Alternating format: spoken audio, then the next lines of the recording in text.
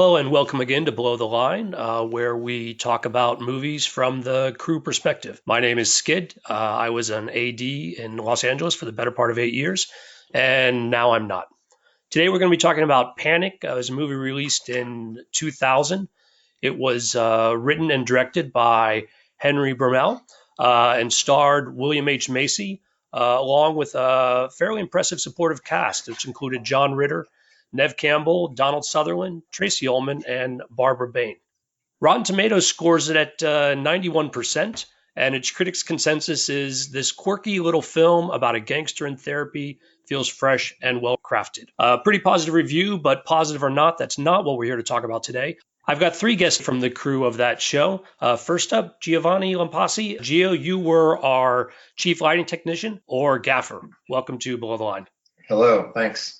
Somewhat tongue-in-cheek, because I don't know what IMDb does for their algorithm to calculate this, but IMDb says you're known for Torque, The Reaping, Doug Liman's Go, and Brooklyn Nine-Nine, where I know you're currently the cinematographer and occasional director. That's correct. As an aside, I did a couple of day-playing stuff on Torque, but I don't recall if what I was doing there actually overlapped with you or if I said hi and I've just forgotten. You were probably pretty busy on that one. Well, we had a huge second unit, so it might have been that if you were called in, you might have been doing the second unit stuff, and it was a horrible film, but at the time it was a really big budget film. So I know that the infrastructure was really large and it was a large crew. So I think that's exactly what it was. I was on second unit, and we'll do a podcast on that one sometime. That one might be fun. With us today, thanks, Gio. Also with us today is Wendy Lampasi. Wendy, you were the key second AD on Panic. Yes, I was. Welcome. IMDb tells me you're known for Triple X State of the Union, House of a Thousand Corpses, Grandma's Boy, and Paparazzi.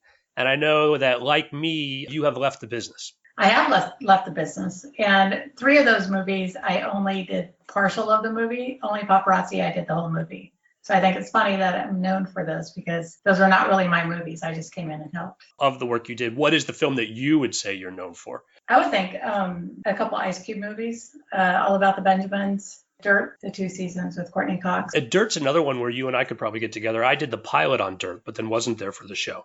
I didn't know that. We could probably talk about that sometime as well. In our final chair is Scott Buchwald. Scott, you were the property master on Panic, and you're known for The Prestige, Race to Witch Mountain, Cellular, and Piranha 3D.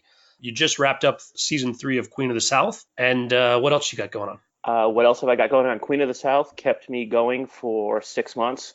So right now I kind of have family going on, which is really nice. For myself, I was a very green production assistant on Panic. I know I think where I met all of you for the first time. Yes, I think so. Yeah. Yeah. And Wendy, you and I knew each other at that point, correct? We did Drowning Mona already. Drowning Mona was before Panic. I don't think so. No, I think we did Panic first because I worked with you guys on Drowning Mona, but then I left halfway through to start the DGA training program. And so I think they might have come out in reverse order, but I think we filmed Panic first. We'll keep Scott around till the end. So if it comes up later, we can revisit. I think maybe a good place to start with Panic is to talk about Henry Bromell and the set he ran. Best known, I think, for his time on Homicide: Life on the Street, the years he did on that TV show. And then I know they also had a movie that he was involved in. And I think he had certain ideas about how to do a crime story. And I think that's some of what we saw on the set of Panic. I remember Henry being an incredibly intelligent and sweet man. I mean, he really had sort of what I consider an inclusive film set demeanor, where I think that he valued everybody on the crew and he was willing to hear and listen to anybody's idea or, anything that was going on. And I think that I feel like Panic was his first directing gig, and he was coming about it like, I'm not going to be a pompous ass. This is going to be a community where we have a creative environment. That's interesting you say that. I didn't know it was his first movie. I do remember at that point in my career, I was still used to directors being very over the top. And when you would walk on the set, you would never have to second guess who the director was. Henry seemed to very much blend in. He was I remember him being very quiet and very, very literate in a lot of ways. I remember my first meeting with him, we instantly started talking about classic books and a lot of books that he read. He was very, very well read. I remember he was listing off book after book after book that if I had heard of it, I know for sure I hadn't read it. And I remember thinking Panic was going to have almost an American Playhouse feel to it. And in some ways it did. It was not a multiplex kind of movie by any means. Yeah, I agree. As a PA, I was more concerned about locking up stray crowds than I was about the politics on set. But I don't know whether I got the impression from being there or just later that as inclusive as he was and somewhat about the release, he had a vision of it that did not necessarily match the vision of the producers on that. I know some of the scenes, the way he staged them, I should probably note there will be spoilers for Panic in the course of this conversation. But those final scenes, and so the final shootout and deaths and such that happen in a very atypical way, if you will, as you said, versus a multiplex movie. Yeah, well, I mean, we shot it anamorphic. I remember Henry and Jeff Jur, the cinematographer, they really wanted the frame to tell the story and allow things to happen within the frame. The opening sequence is classic of that, where we're at the art center and you see him walking up to the person. He kills the person, and you have Kim, who is at the coffee cart with her back to the murder, and she doesn't even see it. And the whole thing just happens in a static frame. Henry had a really classic sense of what cinema should be, and I remember distinctly hearing him say that they were doing cinema, where he wanted it to be like an Italian film where it was just you allow the frame to tell the story and you don't do it in cuts and you compose something that's beautiful. And I think that was really atypical for a lot of action movies where nowadays we have, you have 150 cuts within 60 seconds. Well, and Gia, if I can have you continue, I also imagine it's sort of for what you're doing as the gaffer, that can be a challenge as well, to have the entire scene lit up front. Or do you find that an easier approach than sort of the shifting cameras and moving lights around? I don't, I think that both have their challenges. One of the advantages to lighting a shot, such as, where you're going to have the camera here, it's going to maybe do a slow dolly or whatever, is that you're lighting one thing. Whereas if there's going to be 50 camera setups in the scene, then it's like, okay, well, now I have to think forward 50 times because I know where the camera is going to be going. How am I going to keep the lighting continuous throughout, cameras being in different positions? So in some ways it's difficult because you have to really work the frame and make the frame beautiful. But in other ways it's easier because you just are doing one composition. It doesn't matter which way you go. There's technical challenges in everything that we do, and solving those problems is part of what we do. Speaking of solving those problems, I know Gio, you'd shared a story earlier about some of the problems on set, and I think it was you and Scott that talked about some prop issues. It wasn't specifically about prop issues, but it was a conversation Scott, Dave, and I had. We were on the top. Dave Clark. All right. Doesn't ring a bell. I have to go. Dave Clark. Yes. Remember. Dave Clark, our assistant prop master on the show, and obviously working close with Scott. He might have been your assistant prop master. So we were having, I don't know if you remember this, but this is something that stuck with me throughout my, everything I've done in film. And we were talking about personalities on set and directors, and you said that it doesn't matter what the director says today and what they said yesterday. And the example you used is if in pre-production the director says that they want the actor to be carrying a red umbrella, and all of a sudden you show up and on the day and they say that they want a blue umbrella. There's no point in saying, yeah, but you said, or, this is not what we planned. It's like, it's changed for some reason. And now your job is to get the blue umbrella. You're not going to win by arguing or by trying to, It's not a matter of winning or losing. At the end of the day, the director is my client. I'm not going to get anywhere by arguing a point. There's no point in being wrong for being right. Yes. Yeah. There is certain exceptions to that. An umbrella is an easy fix, but I have had instances where budget is limited, and even on the biggest features, budget is still an issue. I have had times where it is at the very last minute, the day before, and a wedding cake that was supposed to be 2 layers and all chocolate. Now they wanted 3 layers and vanilla, and they wanted a different shape. And sometimes the Aladdin's lamp thing doesn't always apply. Yes. But when that happens, it can't be me putting my foot down and saying, "Look, jackass, I can't do it." There has to be a way of explaining to that person that I will do everything I possibly can, but let's both agree right now that this request is a little out there. And it happens on television more so than features. With features, I have 8 weeks to prep 100 pages. And usually by the time that shooting has begun, the director has forgotten about prep. Everything that we talked about is locked. He's now or she's now concerned with the shooting on set for the day, where television tends to be more of a work in progress.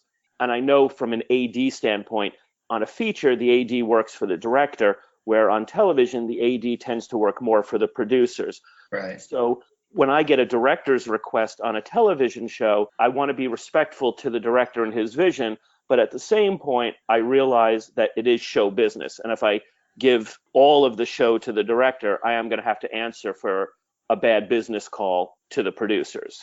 Yeah. But I'm glad you remembered that. That's Yeah, no, it's a conversation that that has stuck with me throughout the years, and I always remember that it's like, there, as you said, there are exceptions to the rule, but for the most part, your job is to be flexible and things change in a moment's notice. And I always say that it's probably a really poor example, but what we do is like what fighter pilots say that they do, where 90% of the time they're just flying straight and level, and it's they're twiddling their thumbs, and then for 30 seconds it's sheer panic. And anybody can fly the plane in good weather. It's when the shit hits the fan that that's what makes you a professional, is how you handle it, how you solve the problem, and how you continue on your day and make your day.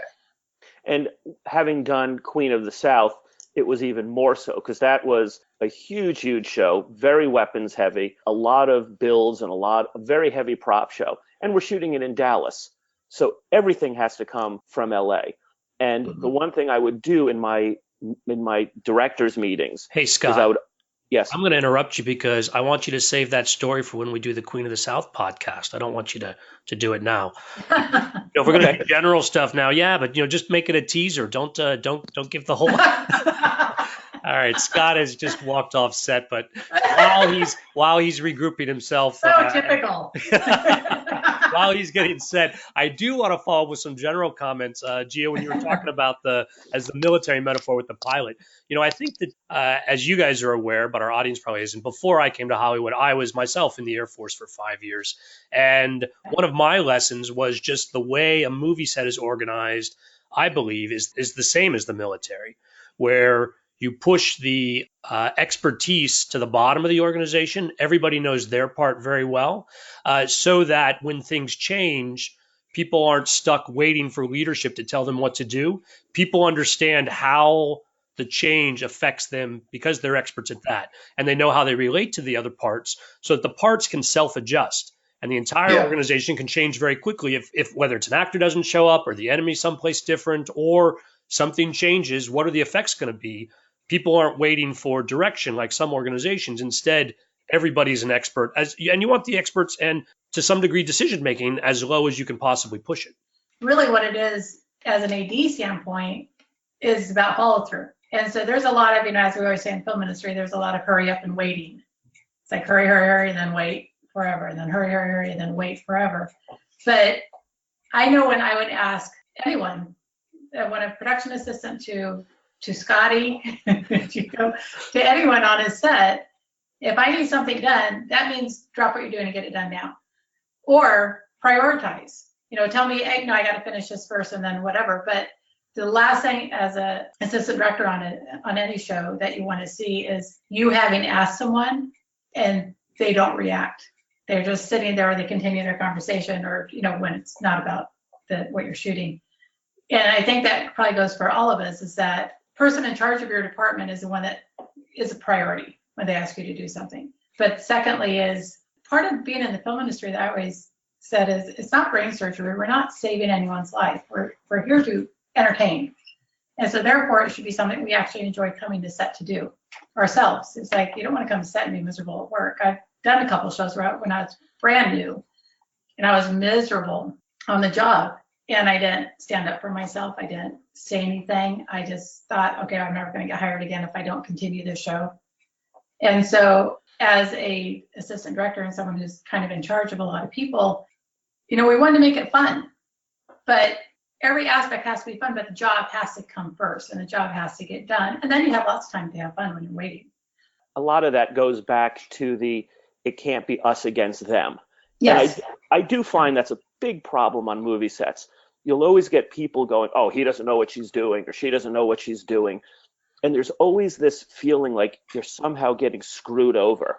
That's really not the case. Everybody has a very well-defined job to do, and sometimes the jobs might not mesh as well as you would hope, but if you have a little bit of understanding and empathy for everyone else's position, you do find that having good relationships between the departments makes the overall production a lot more fun.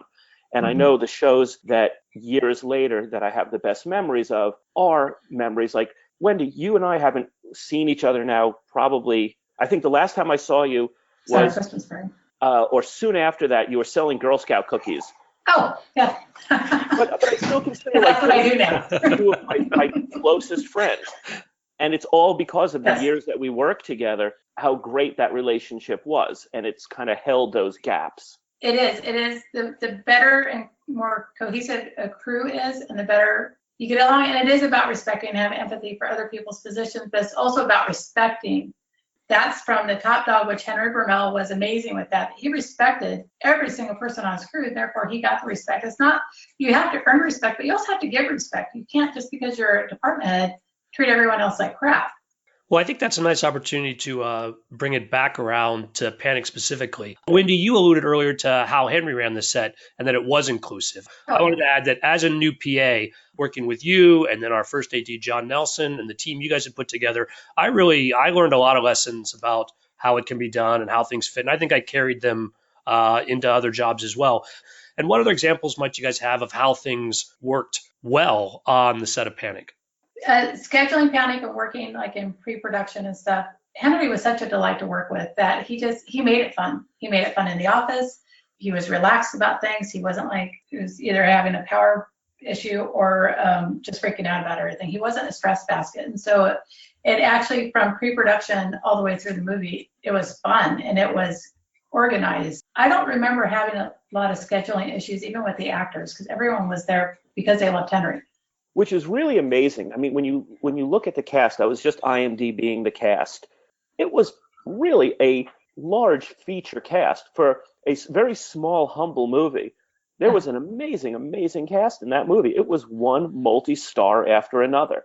And the fact that Henry, who was new to the directing area, was able to hold such control, and that the show did work as smoothly as it did, is really a credit to everybody, from the actors having respect for the material and everything really gelling. And it really is a good example of how well something can work, because the movie really was a menu for disaster. I mean, you could have had actors who demanded a lot more and a staff that wasn't capable of providing that. As far as scheduling goes, you could have started having actors saying, well, I'm not working these days, I'm not working those days, really using their clout. I never felt that happened.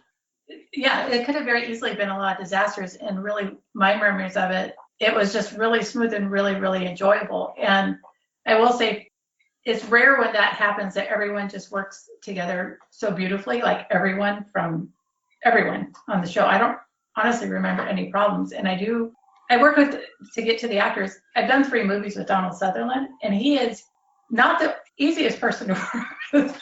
But on Panic, it was my first introduction to him. And even he was easy. Dottie, you remember this, that he only ate fruit.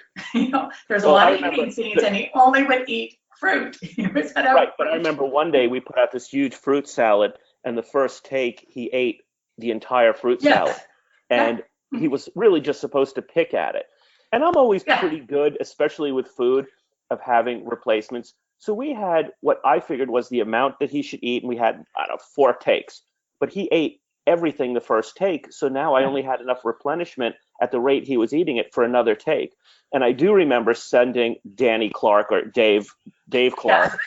I remember having to send him to the grocery store to buy fruit, and every take he ate all of it, and he got sick at the end. And I remember him coming up to us at the end of the take, going, "I've learned a very important lesson today.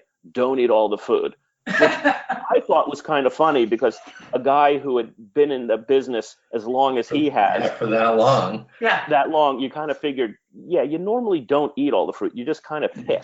Okay, so Donald, he's really great to work with. He's very precise, an amazing actor, but he's very precise about what he wants when he's not on set too.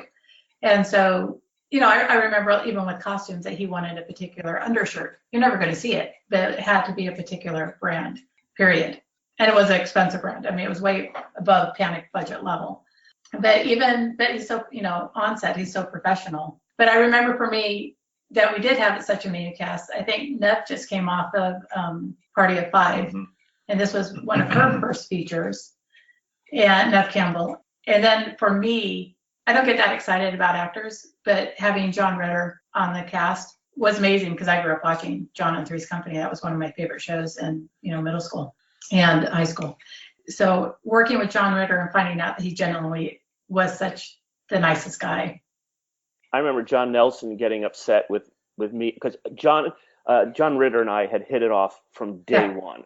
I mean, between him and me and Dave, I have never had more fun. And normally I always try to keep a certain professional distance with the actors. I don't really like becoming chummy.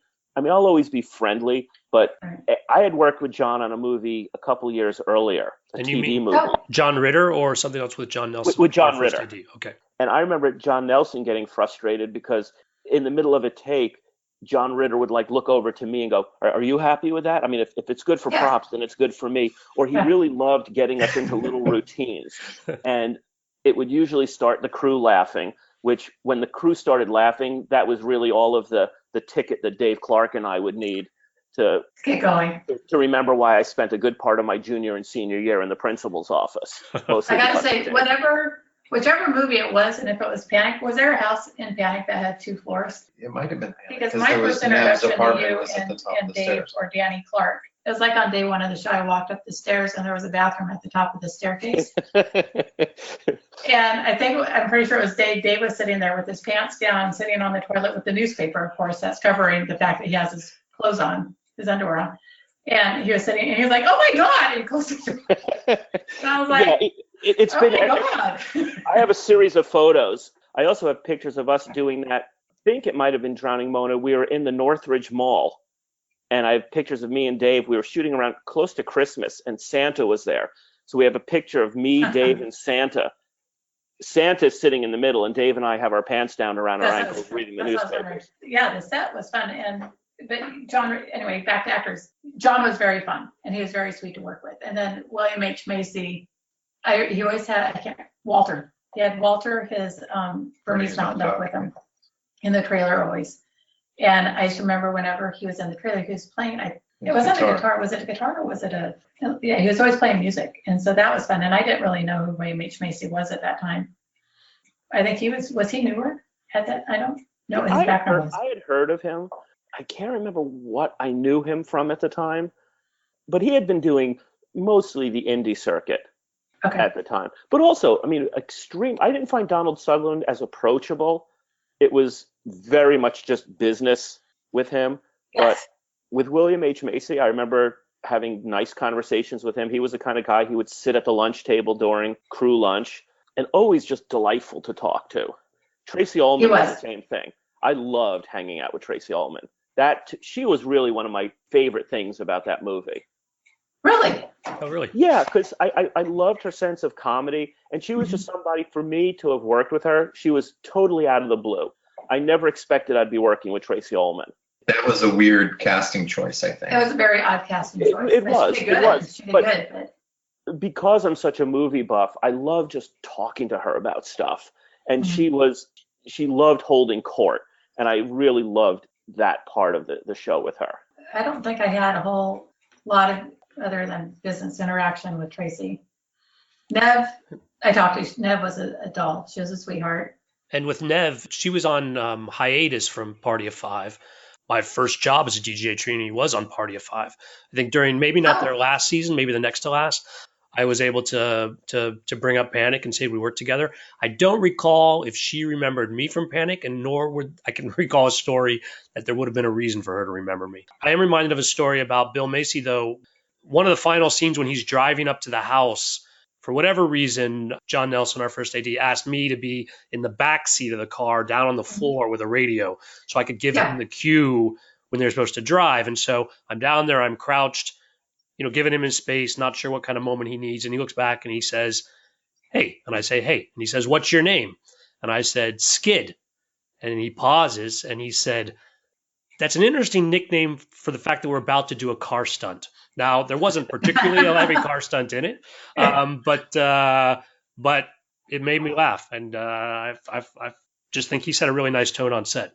He was a sweetheart. Definitely one of those moments that I think, Wendy, have bonded you and I together for always is with Barbara Bain one day. It was The crying scene. the crying scene. We were shooting at the house, and it's the scene where Donald Oh my Sutherland God. gets killed, and she discovers him.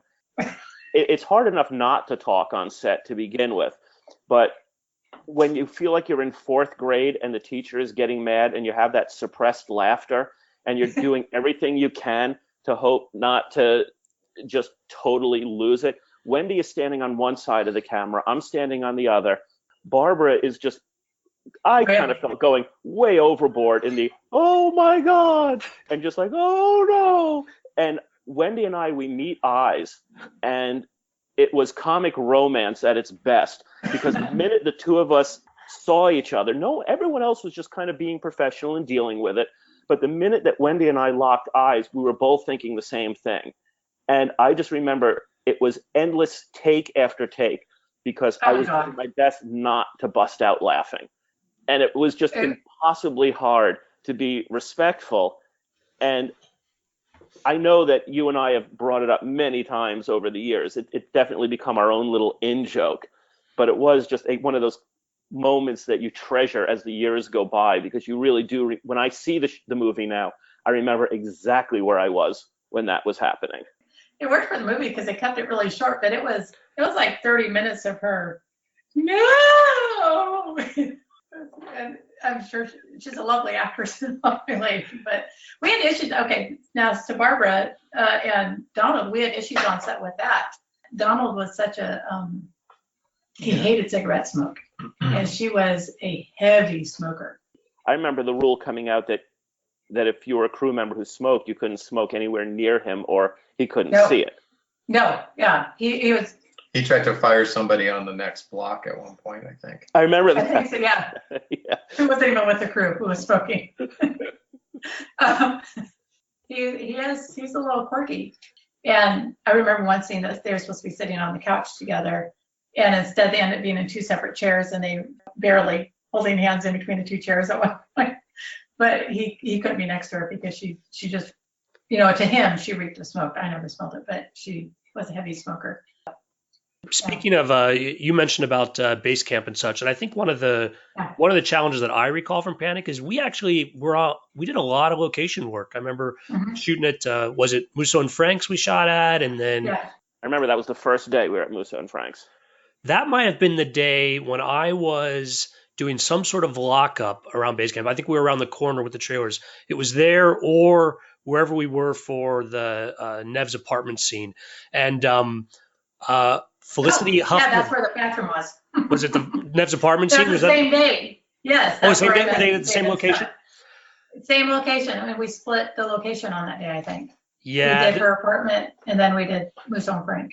On the lessons learned, it's a good idea probably to be familiar with not just what your cast looks like, but kind of who else might be visiting them because Felicity Huffman came up to me on the street and said she wanted to know where Bill Macy's trailer was. And I was like, okay, let me check. And I got on the radio, and I think I called over to set. I don't know if it was you, Wendy, or someone else I spoke to, or John, but I said, yeah, I've got someone here to see Bill Macy. And they say, who is it? And I asked her, who is it? She goes, it's Felicity, his wife.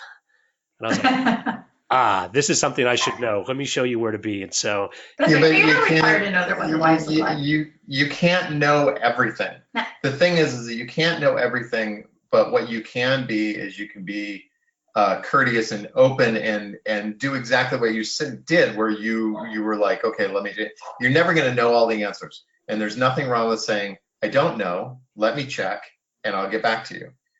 But then you have to make sure you follow up on it. The worst thing is when you ask a PA something, where's such and such, or what's going on, and they say, I don't know. And then they leave it. And you're like, but your job is to figure it out. So either you're gonna do it, or it goes back to what we were saying earlier.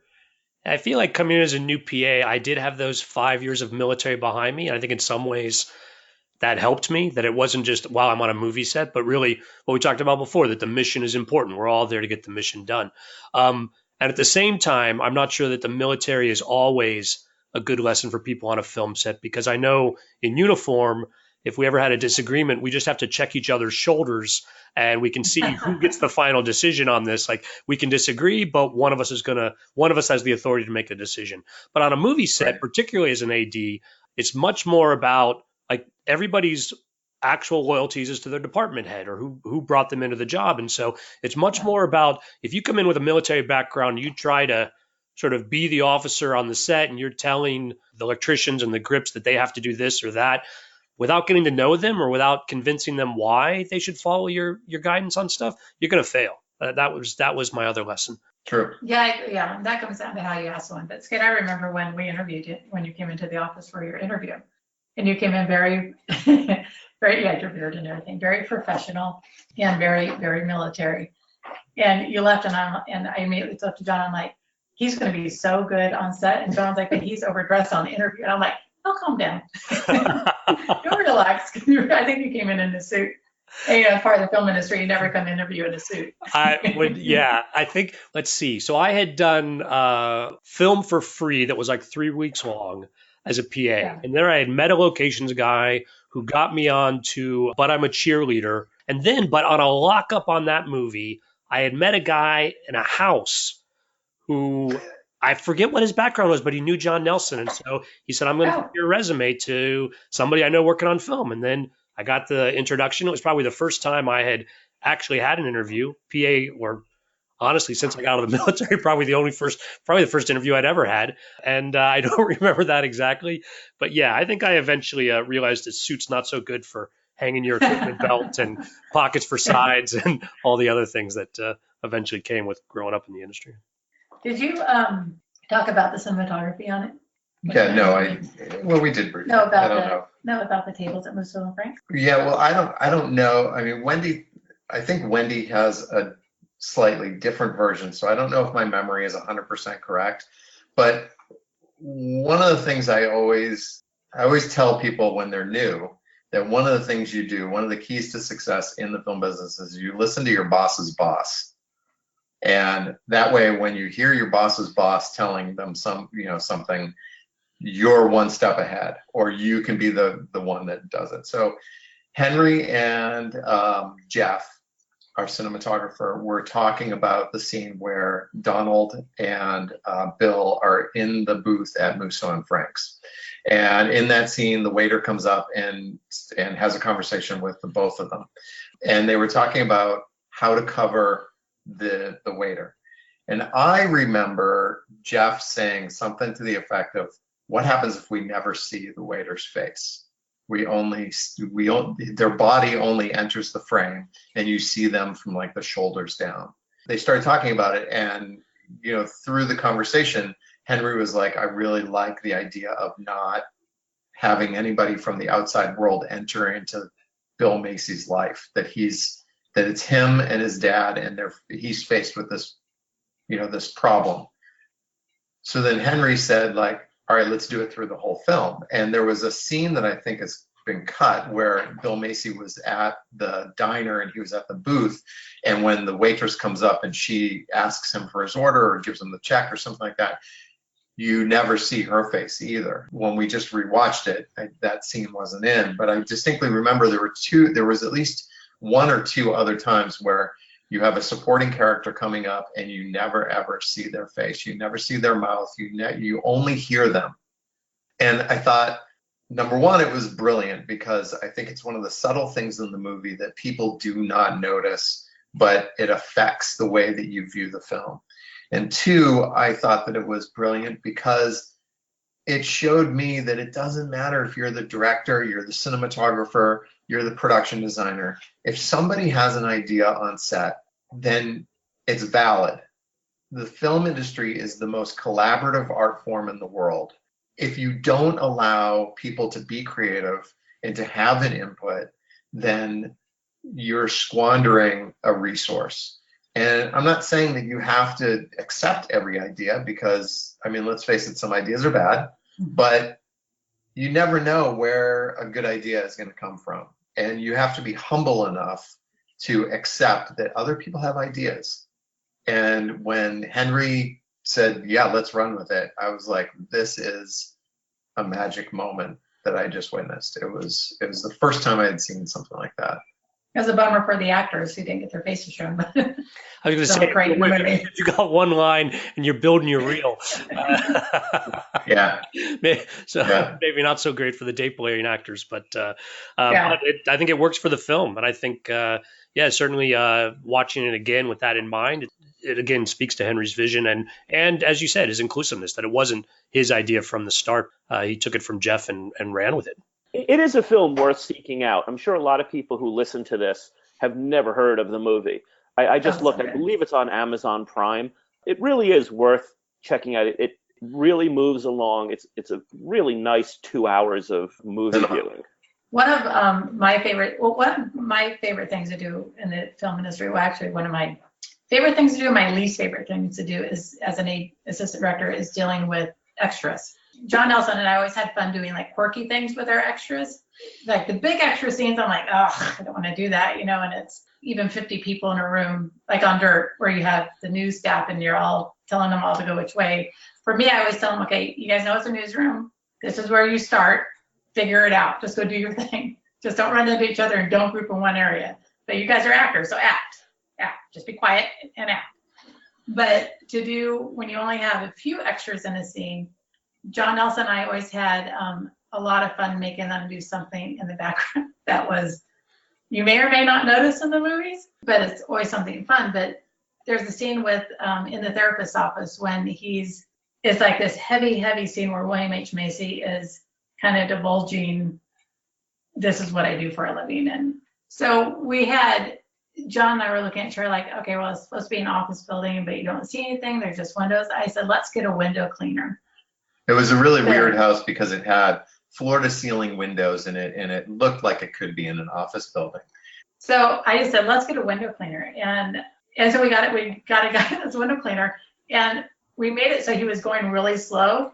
And our hope was that they'd have this going on in the background as you're having this really serious scene. And it's a little bit, you hear it a little bit in one scene, but it didn't end up getting cut into the movie. I was really bummed about that. And it's supposed to be like such this one thing where you're like, and they ended up doing it in The Matrix. Yeah, I was going to say, years later, they did it in the scene where. Like a heavy scene in The Matrix where there was a window cleaner. And it was, his squeegee was like squeaking along when they're having this intense conversation.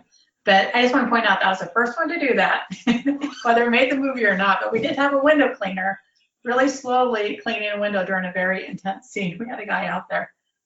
I don't remember a lot of background from the movie, and whether that's an account of sort of like the framing and sort of the intention of making this their world, Gio, that you were talking about, or were we limited on budget of this? I'm trying to remember which scenes would have been heavier. I'm thinking we did a lot of shooting at the art center, but it was almost all single shots of him on the escalator or like the opening scene, him walking and doing the assassination.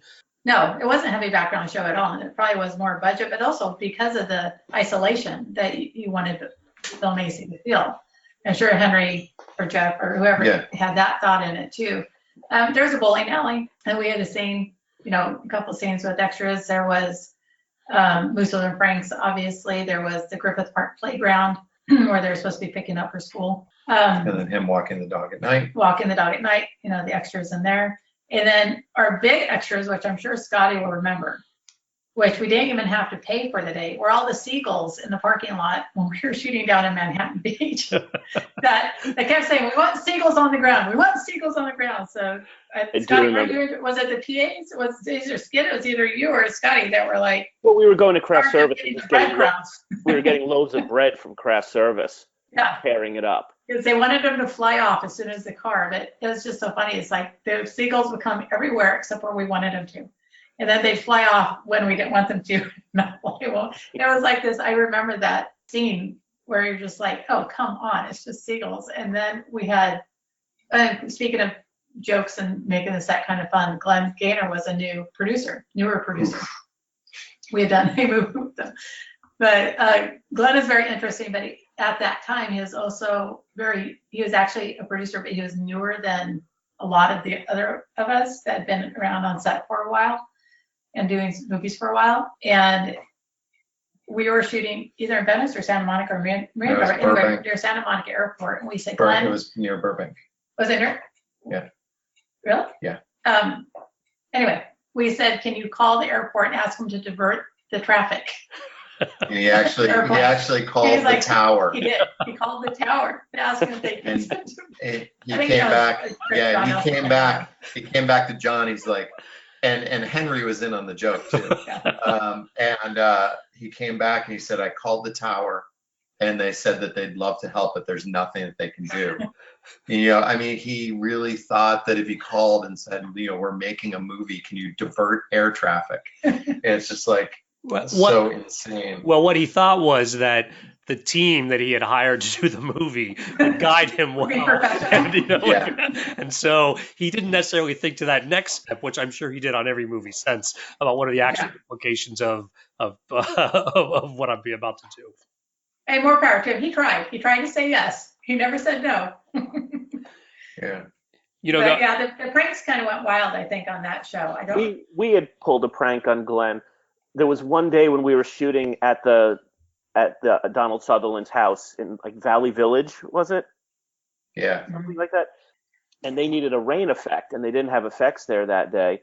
And it is definitely not a prop job to do that, nor are we even allowed to do it. But Dave and I were resourceful, and we had set a hose rig and PVC piping up over the window and attached it to the spigot, and we made it rain. And Glenn was all happy about it and blah, blah, blah. And the next day, Dave calls him up on the cell phone. We had gotten, we had gotten a PA. We had gotten some woman PA to call him up. And Glenn answered his cell phone. And the PA goes, hi, this is local IATSE 44. I have whoever the head of IATSE was at the time on the phone for you. Can you hold? And Glenn said yes, and we're on set. And we make him kind of sweat it out. And then Dave gets on the phone pretending he's a union official, saying that that he had been grieved for allowing his prop department to do a rain effect. And Glenn immediately starts apologizing and all of this. And Dave is acting very, very stern and going, no, you don't understand. We're shutting you down. Yeah, I remember that. And Glenn is like, well, no, you can't shut us down. He goes, well, no, it's already been done. And we're going to have union reps at the set soon to pull your crew, and we will be picketing. And there'll be a fine attached as well. Glenn is just freaking out because, like Gio said, he's still new at this. And his first time out the gate to have a show shut down by the union is probably not a career-making thing. So I don't remember how we let him off of the joke. It took a while, I think, before you did, because I remember that, because we could see him. I don't remember where we were, but it was somewhere that we were outside, and so we could see him on the phone wherever we were. So we were just all watching him, just melting down. You know what? We did do panic. We did panic before Drowning Mona, because when we did Drowning Mona, John Nelson had loved that joke, and he wanted us to do that to Bart, the producer on Drowning Mona. So he comes up to us Oh, and he goes, "Remember what you guys did to on Panic? Let's do that. Let's do that again, to this producer." And Dave and I didn't really want to do it, but we figured, okay, let's find a new way to make mileage out of this. So we go up to Bart and we tell Bart that John wants us to do this joke where we where we pretend we're the union and we're turning you in. So we're going to do this, and we want you to figure out that it was us and get furious and fire the two of us. And Bart was great about it. We call him up on the phone, and John is watching Bart, and John is like, ha ha ha, Bart's getting pranked. And all of a sudden Bart goes, "Who the hell is this?" And then, Dave and I are standing there. Bart loses it and gets pissed off and fires us. And to John's credit, John immediately comes up to Bart and goes, no, it was my idea. I put him up to it. Don't fire him over it. I mean, John totally took the blame for it and did everything he could not to get us fired. We took it for a long time. I mean, Dave and I just kind of threw our walkies down on the ground and walked off and, "Don't you ever come back again." And John is doing everything he could to sweet talk Bart into hiring us back or not to firing us. So I did respect John for that, because a lot of ADs would have just been woo and just turned their back and walked away and pretend not to have been involved. John was willing to take that bullet. yeah, not surprisingly. When you speak of that scene with the background and the bowling alley, am I recalling correctly that that's where we had our rap party at the end of the show? That is where we had our rap party. That was fun. Yeah, I remember not being much of a bowler myself, but all in all, I just, again, new to the business, a couple of movies under my belt, not all of which were quite as cohesive a crew as this one was. Yeah, it's few and far between. All the movies that I feel that way I've done with Scotty, I think, because like Drowning Mona was kind of like that. Yeah, and Replicate was amazing. Replicate would be a good podcast movie as well. Yeah. Let's find a third person from the show, and then we'll schedule some time. That Denny guy you were talking about earlier. Who? Denny Clark. No. Danny. Anyway, he was on that. David Clark. Yes. He was on that as well. All right, well, preview of coming attractions. We'll get Mr. Clark on one of these shows as well as soon as we can. But I was going to say, just a really nice experience working with you guys, and so nice sketching up. It's been a real pleasure, guys. Yeah, thank you so much. Thank you. Yeah, likewise. Sorry I had to walk off. I usually don't have that kind of attitude. It's good that you tack that at the end in case anyone is learning about you for the first time, Scott. We'll let them be their own judge about whether you have set-worthy professional behavior. Check his recent references, not just us. In any case, for those who are listening to the show and maybe haven't seen Panic, it's worth checking out. Critics loved it, and the crew loved it as well. Once again, guys, thanks for joining me here on Below the Line. It's been a pleasure. Thank you. Thank you. Thank you, Skid.